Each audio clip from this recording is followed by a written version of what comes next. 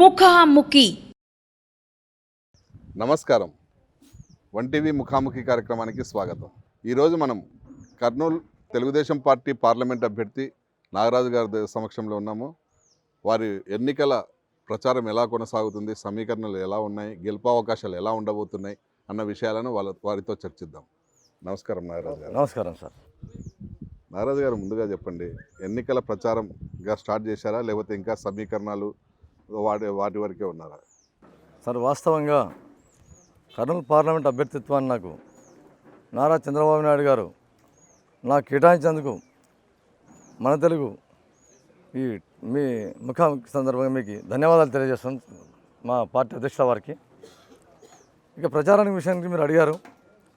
ప్రచారం నేను 28వ తారీఖు స్టార్ట్ చేయాలనుకున్నాను. అంత మునిపే ఎవరైతే లీడర్షిప్ ఉన్నారో వాళ్ళందరినీ కలుపుకోవడంలో భాగంగా చేరికలు బలంగా జరుగుతున్నాయి. మీరు ప్రత్యక్షంగా చూస్తున్నారు. అంటే మీపై ఎలాంటి నమ్మకం ఉంచి మీకు పార్టీ టికెట్ కేటాయించిందంటారు? వాస్తవంగా కర్నూలు పార్లమెంటే బీసీలు అత్యధిక గణనీయమైన జనాభా కలిగి ఉన్నది తెలిసినది. అందులో భాగంగా ఆ బీసీలో ఉన్నటువంటి దాదాపు 134 కులాలు ఉంటే వాల్మీకులు గణనీయ స్థానంలో ఉన్నారు. చంద్రబాబు గారు తెలుగుదేశం పార్టీ వాళ్ళకు 2 సార్లు అవకాశం ఇచ్చింది. ఆ తర్వాత స్థానం ఈ కురవలు కూడా అత్యధికంగా ఉన్నారు. వీళ్ళకి ఒకసారి ఇస్తామని చెప్పేసి చట్టసభలకు అవకాశం మాకు స్వాతంత్రం వచ్చినప్పటి నుంచి ఇప్పటి వరకు ఒక్కసారి మాత్రం కేవీ నరసప్ప గారికి ఇచ్చారు. ఆ తర్వాత ఎక్కడెక్కడ దరిదాపుల్లో కూడా మాకు చట్టసభలకు స్థానం ఇవ్వలేదు. అందులో భాగంగా మేము సార్ని పదే విన్నవించుకోవడం జరిగింది. అందులో భాగంగా మాకు ఈ టికెట్ అలా కేటాయించారు సార్. అంటే మీ సామాజిక వర్గంలో కూడా అనేక మంది పార్టీ టికెట్కు ఆశించారు, దానికోసం పోటీ పడ్డారు. కానీ ప్రత్యేకంగా మిమ్మల్ని గుర్తించడంలో కారణం ఏమంటారు?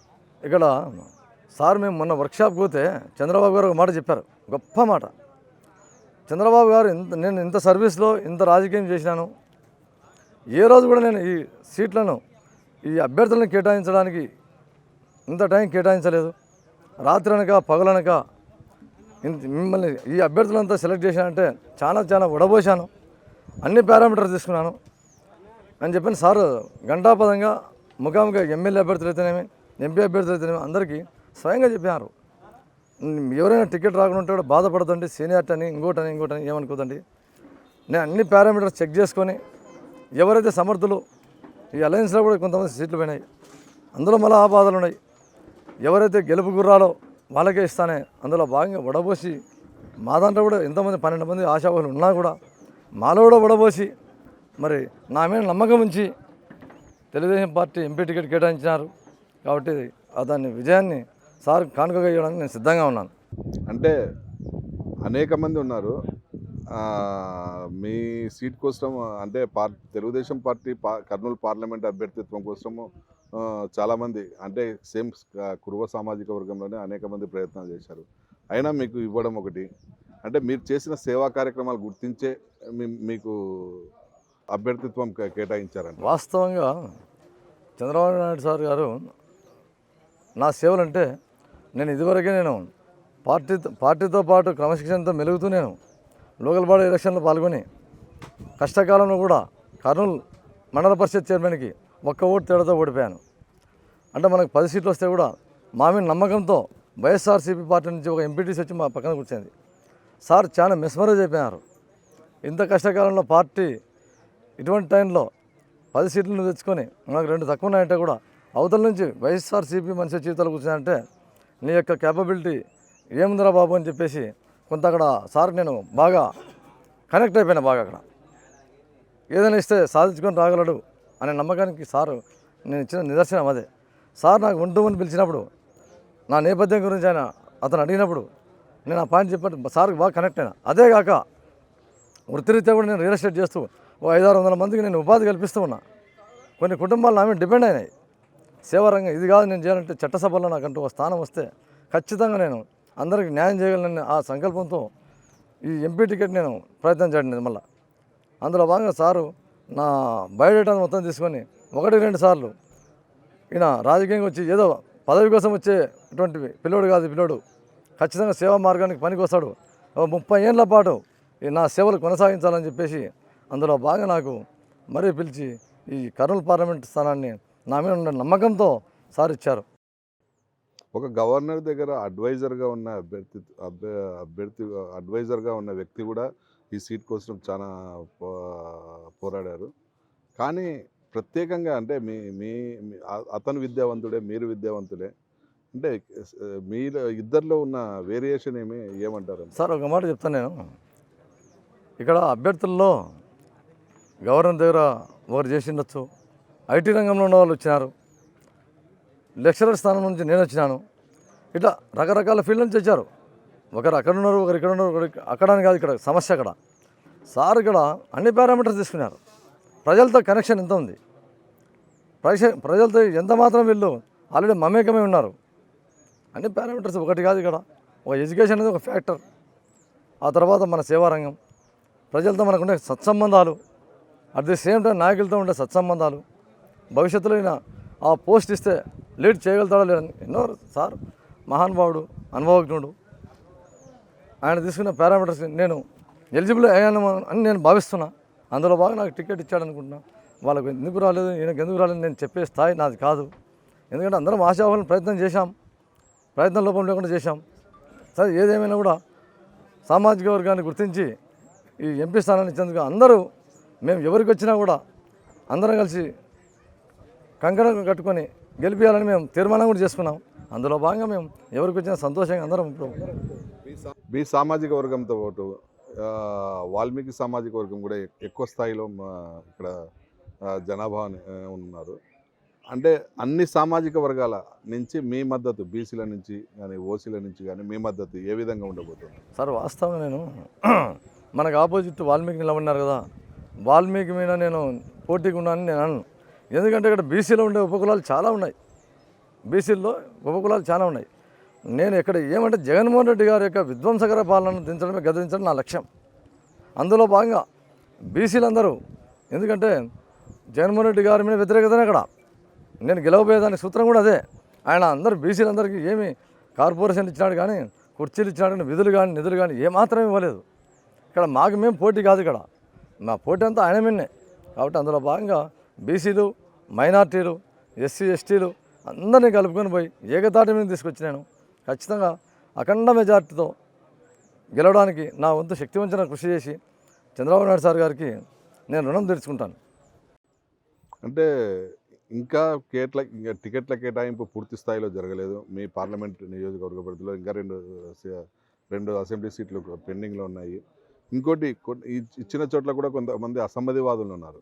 వారిని ఎలా కలుపుకొని పోతారంటారు మీరు, అసమ్మతివాదులను వాళ్ళు? సార్ వాస్తవంగా ఒక కుటుంబంలో చిన్న చిన్న సమస్యలు సహజము. ఈ తెలుగుదేశం పార్టీ అనేది పెద్ద కుటుంబం. ఇది దీంట్లో చిన్న చిన్న అరకొర ఉండొచ్చు, కాదనను. కాకపోతే ఇక్కడ ఏమంటే 7 అసెంబ్లీ సెగ్మెంట్లకు ఆల్మోస్ట్ ఆల్ ఒక ఆలూరు తప్ప అన్ని సెగ్మెంట్లకు ఖరారు అయినాయి. పొత్తులో భాగంగా ఖరారు చేసేశారు. అందరూ సమర్థులే, అందరూ అందరూ ప్రతిభావంతులే. ప్రతి కాన్స్టిట్యూషన్లో నాకు తెలిసి 90% సమస్యలు అయితే పెద్దగా లేవు. 1-2 చోట్ల ఉన్నమాట వాస్తవం. అవి కూడా మా అధ్యక్షుల వారు దాన్ని పరిగణలోకి తీసుకొని అన్నీ ఈ రాబోయే 2-3 రోజుల్లో పరిష్కారం సాల్వ్ చేస్తారు. చేసిన తర్వాత ఇక్కడ మెయిన్గా మా మధ్యన చిన్న చిన్న అరకొర సమస్యలు మేము సర్దుకుంటాం రేపు ఎల్లుండి అంతా. కానీ ఇక్కడ సమస్య అది కాదు. ఇక్కడ మెయిన్గా ఇక్కడ ఏమంటే జగన్మోహన్ రెడ్డి గారి యొక్క పరిపాలన అధ్వానమైన పరిస్థితి ఉంది. ఈయనకి ఏమాత్రం అవగాహన లేదు, పరిపాలన అంటే అవగాహన లేదు. ఆయన ఓడించాలని చెప్పేసి అందరూ ఏకతాటిగా ఎస్సీ బీసీ మైనార్టీ అందరూ అన్ని వర్గాల వాళ్ళు కంకణం కట్టుకొని కూర్చొని ఉన్నారు. ఇక్కడ మా మధ్యన చిన్న చిన్న సమస్యలు కానే కావు. అవి ఆయన ఓడించడమే మా యొక్క లక్ష్యం, ఏకైక లక్ష్యం. కర్నూలు పార్లమెంట్ పరిధిలో మీరు ఈ ప్రజల్లోకి వెళ్ళినప్పుడు కర్నూలు పార్లమెంట్ పరిధిలో ఎలాంటి అభివృద్ధి చేస్తాననే నినాదంతో, ఎలాంటి వాగ్దానంతో వారి ముందుకు వెళ్తారు? సార్ వాస్తవంగా ఆ విషయానికి వస్తే మన ఉమ్మడి కర్నూలు జిల్లా తీసుకుంటే నంద్యాల జిల్లా కూడా మనదే. ఉమ్మడి జిల్లా ఉన్నప్పుడు ఏమైందంటే శ్రీశైలం డ్యామ్ మాదే, ముచ్చమర్రి ఎత్తిపోతల పథకం మాదే, తెలుగు గంగ మాదే అని గర్వంగా చెప్పుకునే వాళ్ళని అడిగిన పోతే మీ జిల్లాలో ఏముండనంటే మేము చెప్పుకుని అవి కనబడేటివి. కానీ ఇప్పుడు పరిపాలనలో భాగంగా నంద్యాల జిల్లా బైఫర్గేషన్ అయిన తర్వాత ఈ కర్నూలు పార్లమెంట్ పరిధి ఎలా ఉందంటే ఒక శిలలాగా మిగిలిపోయింది, ఒక రాయిలాగా మిగిలిపోయింది. చెప్పుకోవడానికి ఒక ఎకరా కూడా సాగునీరు లేక అధ్వాన స్థితిలో ఉంది. ఎందుకంటే స్వాతంత్రం వచ్చి ఇన్నేళ్ళు అయితే కూడా కర్నూలు పార్లమెంట్ ప్రజలు వలసలు పోయే దీనావస్థ ఈ కర్నూలు పార్లమెంట్ ప్రజలది. ఎంత బాధాకరం అంటే అగమ్య గోచరం, చెప్పడానికి కూడా సాధ్యం కాని అంత బాధ ఉంది లోపల నాకు. నేను ఒక విద్యావేత్తగా వాస్తవంగా మీరు అడిగిన ప్రశ్న ఖచ్చితమైన సమాధానం చెప్పగలను. నేను తెలుగుదేశం పార్టీ గవర్నమెంట్ ఉన్నప్పుడు ఈ జగన్మోహన్ రెడ్డి పరిపాలన కంటే ముందు గవర్నమెంట్లో వేదవతి ప్రాజెక్టు సార్ 1970 కోట్ల రూపాయలు శాంక్షన్ చేసి పనులు కూడా మొదలుపెట్టినారు. కాలక్రమంలో గవర్నమెంట్ అయిపోయింది. జగన్మోహన్ రెడ్డి పరిపాలన అది ఎక్కడుండే దాన్ని అక్కడనే పడేసి ఒక ఇంచు కూడా ఒక అంగుళం కూడా పని చేయకుండా ఆ ప్రాజెక్ట్ నీరు గారు చేశారు. అదే కాదు, వీళ్ళు ఇలాగే ఉండాలిరా బాబు, వీళ్ళు చైతన్యవంతులైతే మాకు దెబ్బ అని చెప్పేసి జగన్మోహన్ రెడ్డి గారు ఏ మాత్రం కర్నూలు పార్లమెంటులో ఒక రూపాయి కూడా ప్రాజెక్టుల మీద ఖర్చు పెట్టిన దాఖలాలు ఎక్కడా లేవు. పాత ప్రాజెక్టులు ఏమైనా ఉంటాడో దాన్ని చేద్దామని చెప్పేసి గంటాపదం కొత్త జీవో ఇచ్చి ఎక్కడివక్కడ పనులు నిలవేసినటువంటి గనుడు ఆ జగన్మోహన్ రెడ్డి గారు. కాబట్టి నేను చేసేది ఏమంటే ఈ కర్నూలు పార్లమెంట్ ప్రజలకు నేను ముఖ్యంగా చెప్పేది ఏమంటే చంద్రబాబు నాయుడు గారు ఏ సంకల్పంతో వేదవతి ప్రాజెక్టుగా ఆ అమౌంట్ శాంక్షన్ చేసి ఆ జీవన్ శాంక్షన్ చేసిన మళ్ళీ దాన్ని పునరుద్ధరించి ఖచ్చితంగా నాకు ఇచ్చే ఈ చట్టసభలో ఈ 5 సంవత్సరాల్లో డే వన్ నుంచే ఖచ్చితంగా ఆ ప్రాజెక్టుని సంపూర్ణంగా కంప్లీట్ చేసి అక్కడ 3 జలాశయాలు కూడా ఉన్నాయి. ఆ నీళ్లు ఎత్తి ప్రతి ఎకరాకు సాగునీరు ఇచ్చే విధంగా నేను తోడ్పడతాను. అదేగాక గుండ్రేవుల ప్రాజెక్టు కూడా ఆ ప్రాజెక్టుకు ఆల్రెడీ రన్నింగ్లో ఉంది కాబట్టి ఆ ప్రాజెక్టు పరిస్థితి. గుండ్రేవుల ప్రాజెక్టు కూడా అన్ని సర్వేలు అన్నీ అయిపోయినాయి. ఆ ప్రాజెక్టుని కూడా లైన్లోకి తీసుకొని ఎందుకు నేను ఇంత గంటాపదం చెప్పగలుగుతున్నా అంటే నారా లోకేష్ గారు యువగలం పాదయాత్రకు వచ్చినప్పుడు ఆయన నైట్ టైం షెడ్లో కూర్చొని చాలా దుఃఖపడిన రోజులు ఉన్నాయి. కర్నూలు పార్లమెంట్ ఇంత దీనావస్థలో ఉంది. వాస్తవంగా నేను ప్రత్యక్షంగా కళ్ళతో చూస్తున్నది ఫస్ట్ టైం అని చెప్పేసి ఆయన ఒక గట్టిగా భీష్మించుకొని ఎక్కడికి పోయినా కూడా రాజమండ్రికి పోయినా వైజాగ్ పోయినా ఎక్కడ పోయినా ఏ వేదిక పోయినా కూడా కర్నూలు పార్లమెంట్ పరిస్థితి చాలా దారుణంగా ఉంది. వలసలు పోయి చూసినాడు, ఎకరాలు ఎండిపోయినట్టు చూసినాడు. అవన్నీ చూసి మిషన్ రాయలసీమ అనేది పథకం ఎక్కడికి పోయినా కూడా గంటాపదంగా చెప్తా ఉన్నారు సార్. కాబట్టి నేను ఖచ్చితంగా ఈ అధికారంలోకి వచ్చిన తక్షణమే మిషన్ రాయలసీమను అమలుపరిచి దాంట్లో భాగంగా ఈ ప్రాజెక్టులన్నీ సంపూర్ణంగా కంప్లీట్ చేసి ప్రతి ఎకరాకు సాగునీరు అయితేనేమి మరియు తాగునీరు అయితేనేమి అందించే బాధ్యత నాది.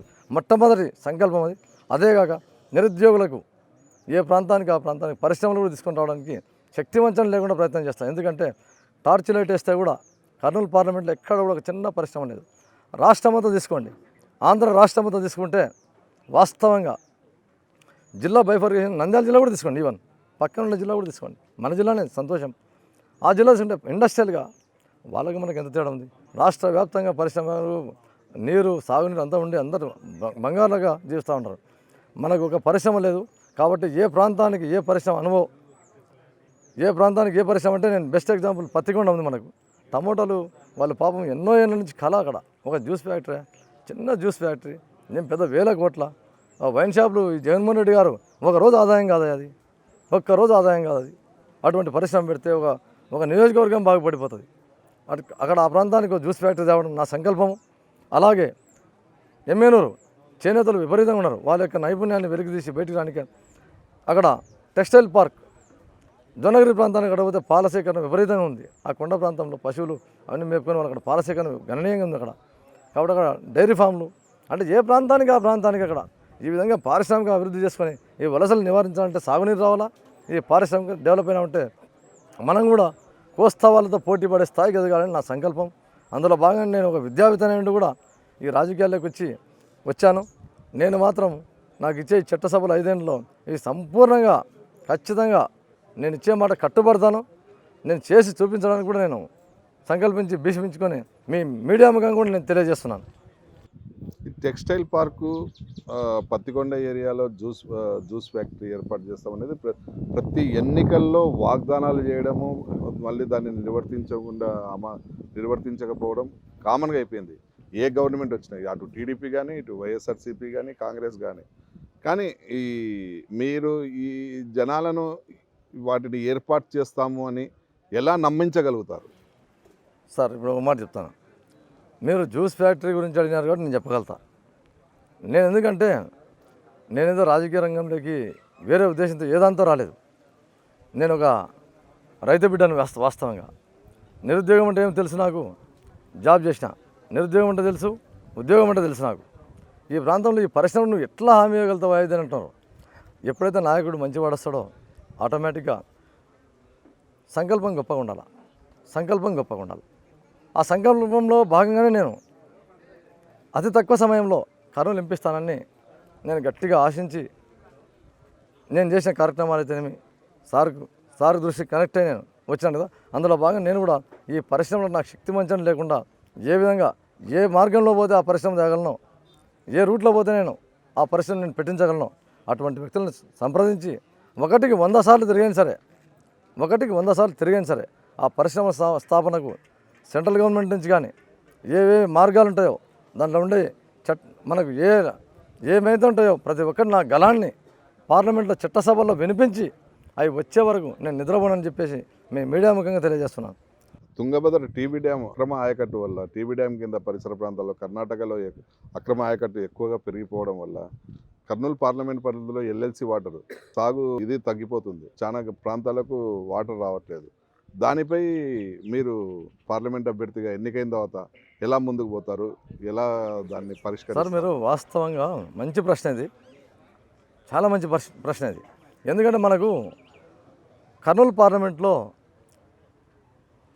పార్లమెంట్ అంతా కర్ణాటక దాటిన తర్వాత తుంగభద్ర నదీ ప్రవాహం అంతా కర్నూలు పార్లమెంట్ మీదుగా రైతుల గుండెల మీద పారిపోతూ ఉంది. అయినా కానీ వాడుకోవట్లేదు మనం ఆ డ్యామ్ లేక. అది పగ పెట్టిద్దాం. అది ఎందుకంటే మేము వేదవతి గుంటూరు తెజామని చెప్పి సంకల్పించినా కాబట్టి అందులో భాగంగా అది చేస్తాం. మీరు చెప్పారు ఇప్పుడు ఎల్ఎల్సీ అని.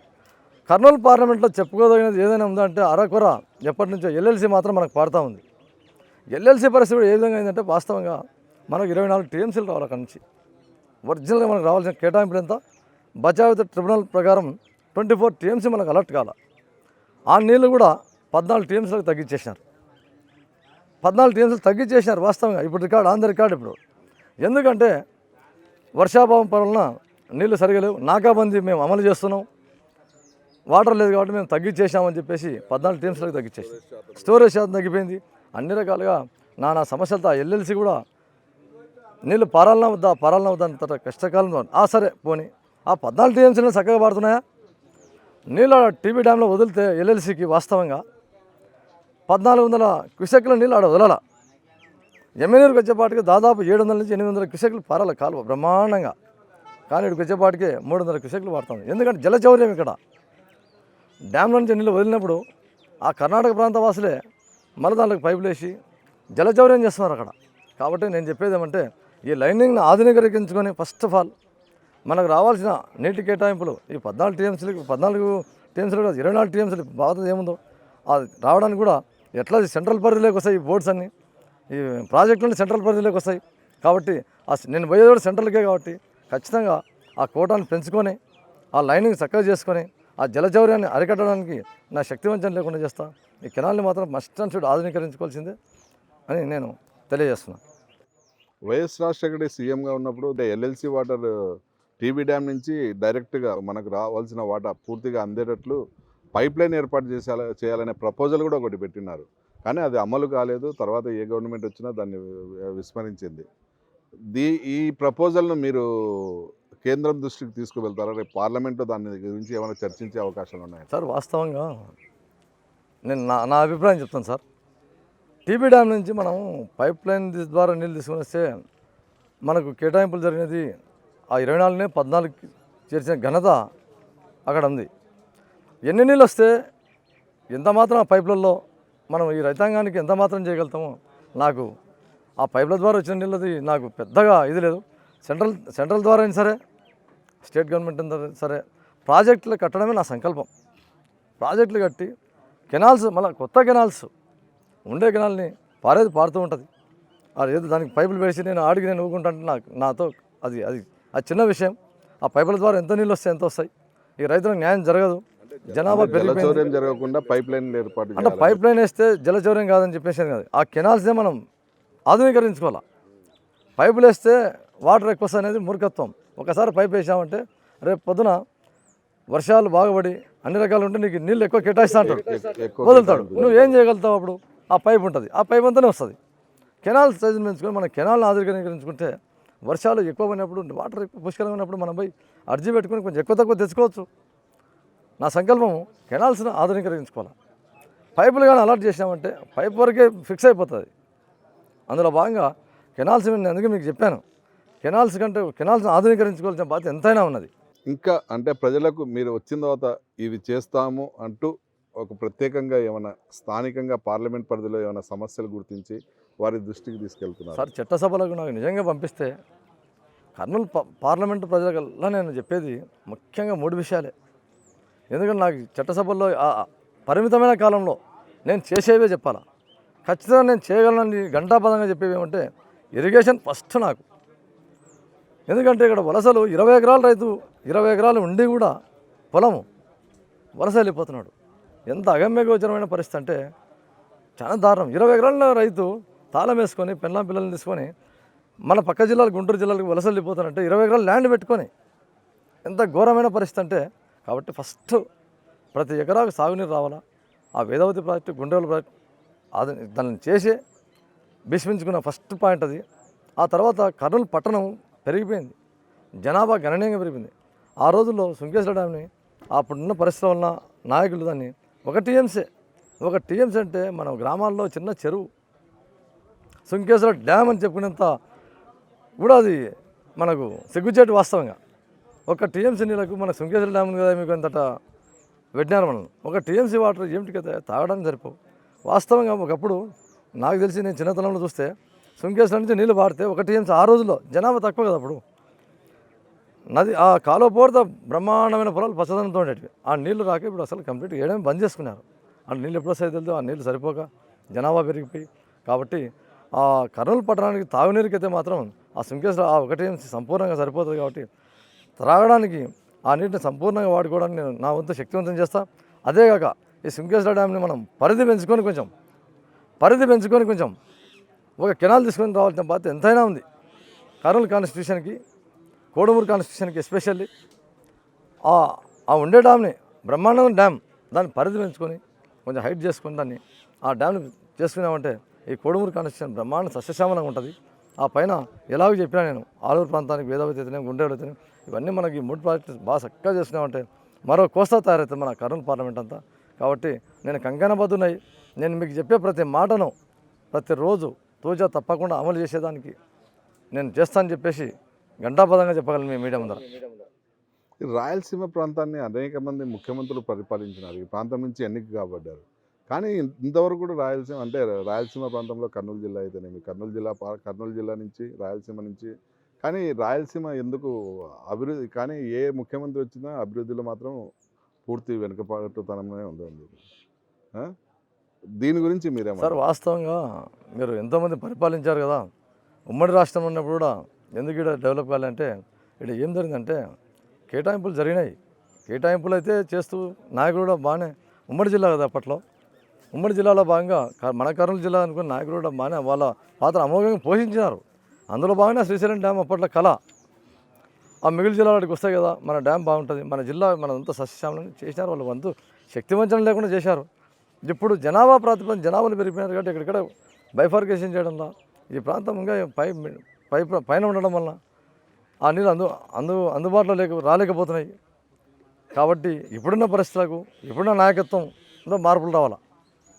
వాళ్ళు చేయలేదు కదా అనడానికి మనం కరెక్ట్ కాదు. అప్పుడున్న పరిస్థితి వల్ల వాళ్ళ వంతు పాత్ర అమోఘంగా పోషించి వాళ్ళు ఏం చేయాలన్నా చేశారు. అందులో భాగంగా జిల్లా ఇంతవరకు వచ్చింది. ఇప్పుడు జిల్లా బైఫర్కేషన్ అయిపోయింది కాబట్టి మనమేం చేస్తున్నాం అనేది ముఖ్యం. కానీ వాళ్ళెందుకు ఇది వీళ్ళెందుకు అని మనం కాంట్రవర్సీ చేసుకునే పరిస్థితి కాదు. ఇప్పుడు మనం ఏం చేయబోతున్నాం అనేది ముఖ్యం.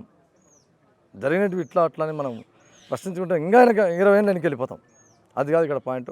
ఇప్పుడున్న పరిస్థితికి ఇప్పుడున్న జనాభాకి మనం ఏం చేయాలి, అదే నా సంకల్పం.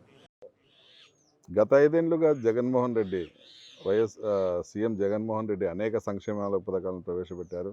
వాటి ద్వారా అనేక మంది లబ్ధి చేకూరబడ్డారు.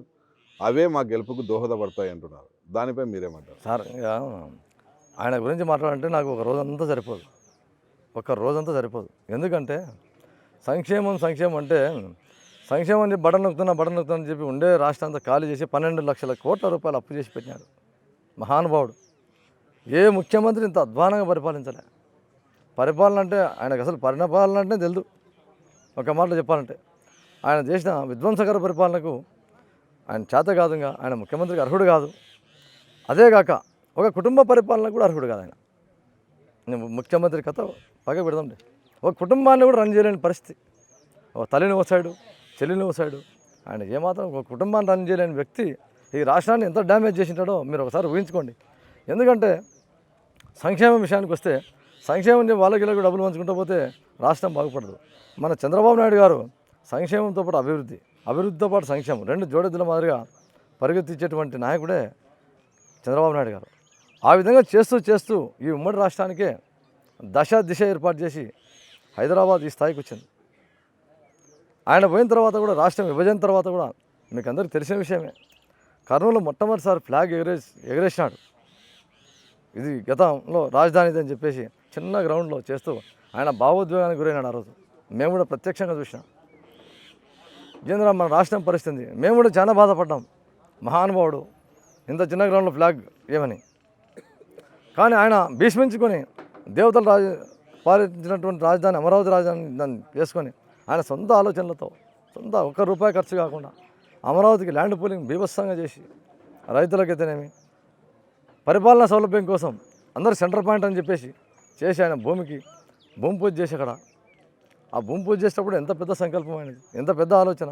ప్రతి గ్రామం నుంచి ఇంత మట్టి అందరి సంకల్పమే ఈ రాజధాని ఆయన కట్టబోయేది ఒక చరిత్ర కావాలని చెప్పేసి ప్రతి గ్రామం నుంచి ప్రతి గ్రామంలో మేళతాళాలతో ప్రతి టెంపుల్లో మొక్కి ఆ మట్టిని తీసుకొని పంపిస్తే ఈ నరరూప రాక్షసుడైనటువంటి జగన్మోహన్ రెడ్డి గారు వచ్చి దాన్ని నేను నిన్న కూడా విజయవాడకు చూస్తే చెట్లు పెరిగి ఘోరాతి ఘోరంగా ఉంది.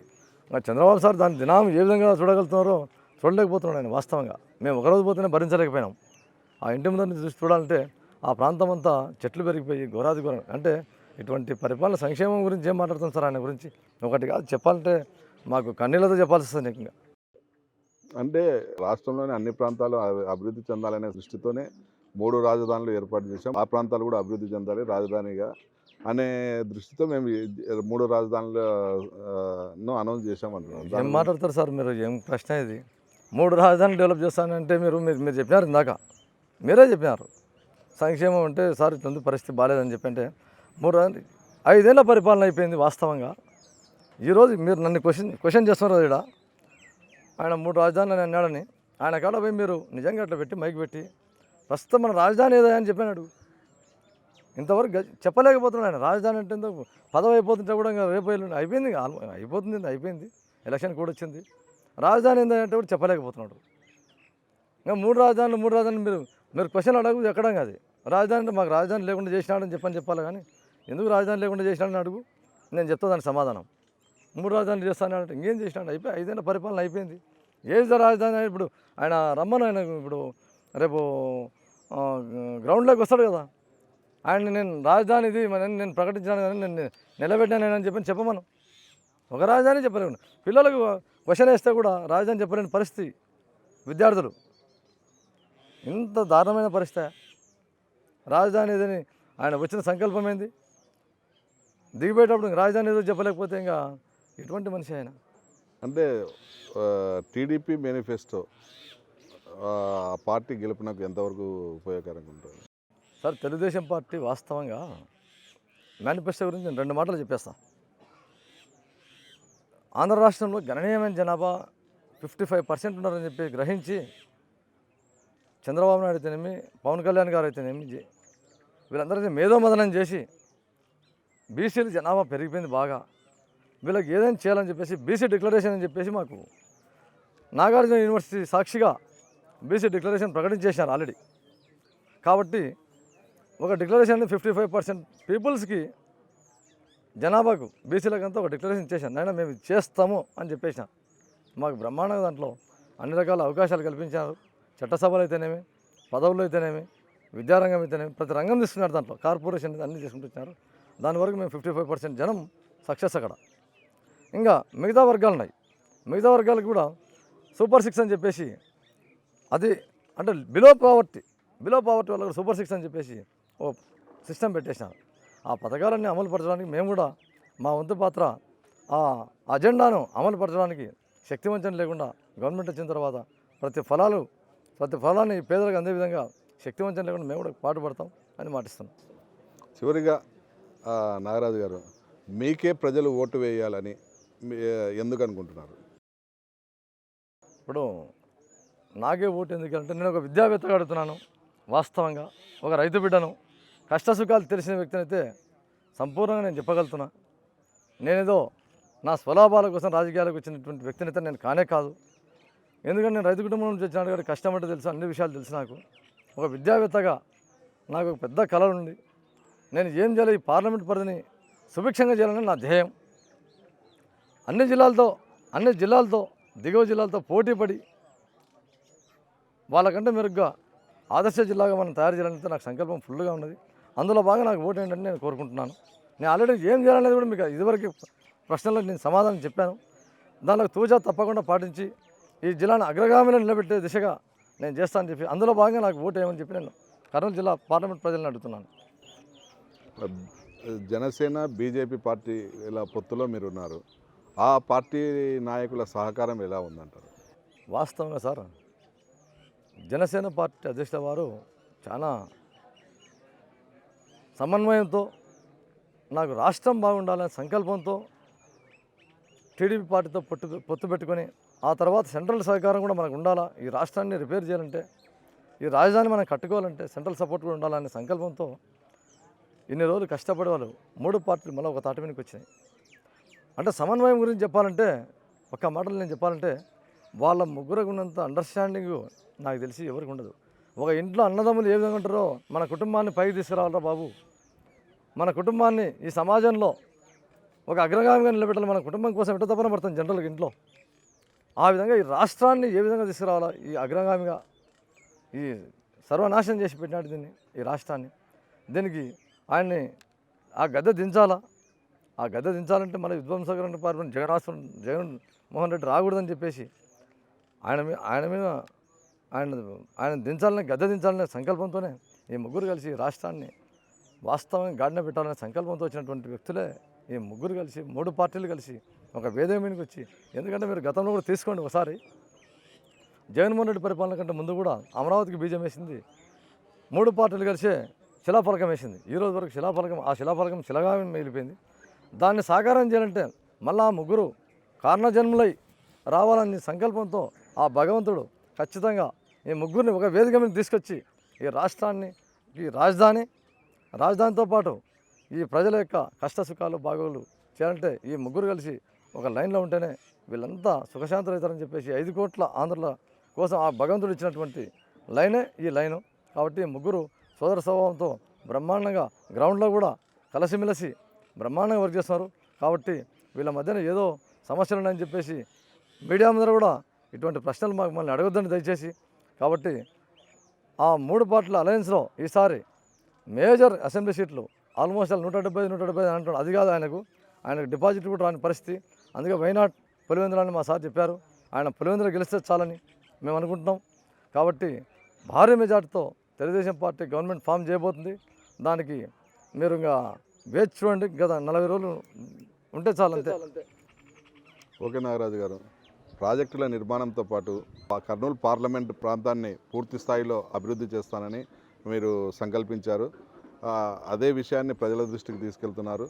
పార్లమెంట్ ఎన్నికల్లో మీరు విజయం సాధించాలని ఆశిస్తూ ఈ ప్రాంతాన్ని పూర్తి స్థాయిలో అభివృద్ధి చేస్తారని కోరుకుంటూ సెలవు తీసుకుంటాను. నమస్కారం. Thank you sir. ముఖాముఖి